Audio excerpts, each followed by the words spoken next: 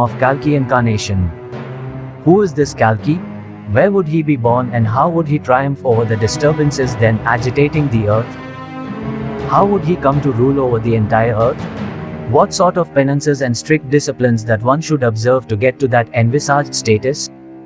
What would be those factors that would cause the decay in the moral values and give rise to the downright immoral traits? Please satisfy our ardent curiosity and describe in detail about Kalki incarnation of Lord Vishnu. Hearing this query from the holy sages and realizing their ardent curiosity for learning about the Kalki incarnation, Suta first concentrated his mind on Lord Hari and getting enthralled by this remembrance and the Lord's grace he thus addressed the sages. O high sages! Listen! I tell you in detail about Kalki incarnation. Very long ago once the Veena player, Naradji, had asked Brahmaji about this wondrous story. Whatever Narad heard about it from Brahma was communicated by him to my exalted Guru, mentor, Sri Vedavyasji. Vedavyasji told about it to his very precocious child Brahmaratra, Shukadeva, who narrated it to Abhimanyu's son Vishnurata, Parikshit. At the conclusion of the great battle of Mahabharat, the holy discourse continued for about a week. The narrator and the listener both obtained salvation by the grace of the holy tale. This story was again retold by sage Markandeya and Shukadeva when other high sages expressed their curiosity to learn about it. This holy tale, which is about to happen in future, was abridged by Shukadeva for its easier comprehension. Now detecting your unflinching faith and ardent curiosity, I recite it again to you. Since you all are most deserving listeners, you must hear it with rapt attention. Then Sutaji narrated this story. When Lord Krishna, deeming the end of the Dwapar to be nigh and all his duties completed, felt relieved, he left for the seashore where, according to the divine scheme, he was hit by a fowler's arrow in the sole of his feet. Kalki Avatar, incarnation, was supposed to have taken place after Lord Krishna, Vishnu's return to his exalted realm, Vaikuntha. Now listen to the main story.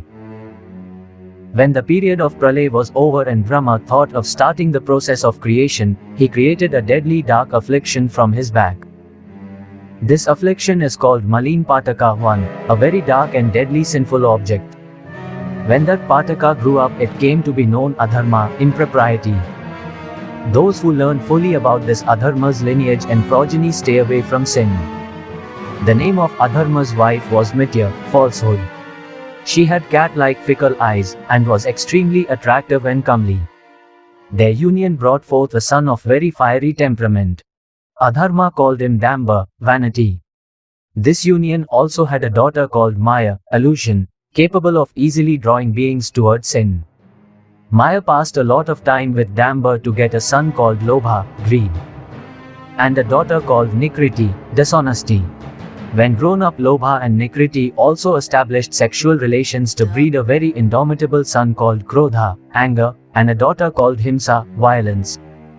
As the names suggest, both of them were totally devoid of any noble feelings. It was the union of Krodha and Himsa that bred the world-destroying being called Kali, Kalyuga.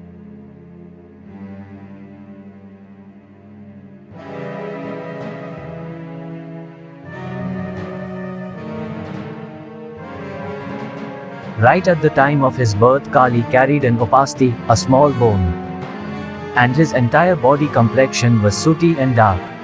This huge being, with a terrible tongue and an obnoxious smell about his entire physique, chose gambling, liquor, woman and gold as his permanent abodes. Meanwhile, Krodha and Himsa also produced a horrible daughter who was as horrendous as Kali had been. She established union with Kali to produce deadly son called Bhayanak and a daughter called Mrityu, death.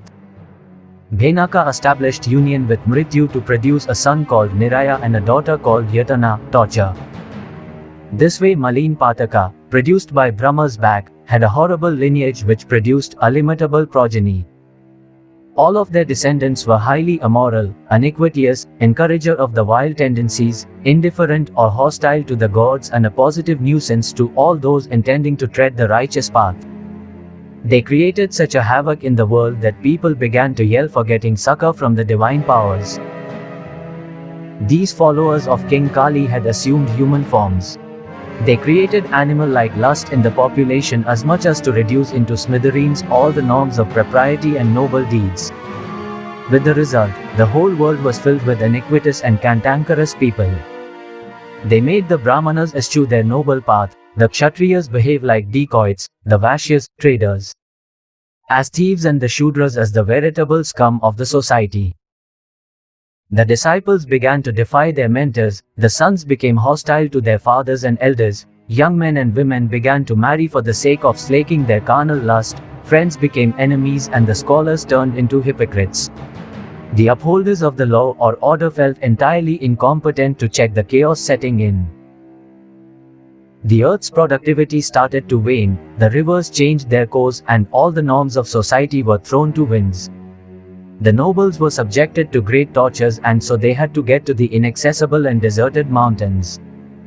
They had to survive eating fruits, foliage, and raw meat.